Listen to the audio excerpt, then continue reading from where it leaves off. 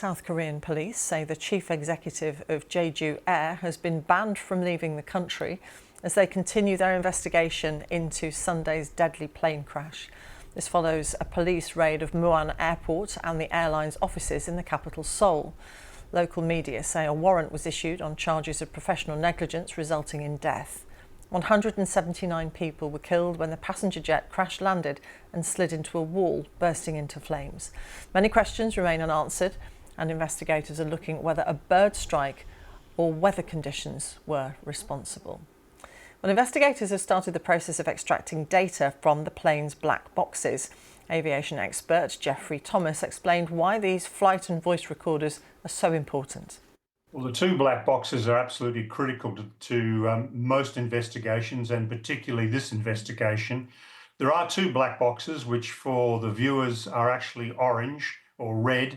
One is the cockpit voice recorder, which records the last 2 hours of cockpit conversation. And the digital flight data recorder, that's the heartbeat of the aeroplane and monitors basically every major system on the aircraft. And that has a capacity of up to 25 hours of recording. Now, the cockpit voice recorder, as you suggest, that has been downloaded. They are now working on the transcript of that, and we expect that to be released within the next day or so. The digital flight data recorder was damaged, and that has been flown to the United States, to Washington, D.C., to the National Transportation Safety Board offices in Washington to be processed there by the experts in the US. But that they are critical to the investigation because, sadly, as we know, pilots and all the passengers perished in this crash. So what was going on in the cockpit is going to be pivotal to this investigation. We know that it was a bird strike. We don't know how badly damaged the aircraft and its engines were from that bird strike.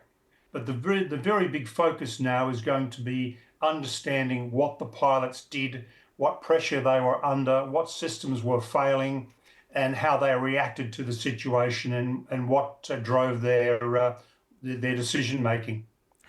How carefully do these black boxes have to be handled? Because you're trying to preserve as much information as possible. Well, they're made of very sturdy stuff. As part of the certification of the black boxes, they have to withstand a force of 3,500 Gs. That's units of gravitational force. And they also must be able to withstand temperature of 2,000 degrees Fahrenheit or 1,100 degrees Celsius for a period of 1 hour.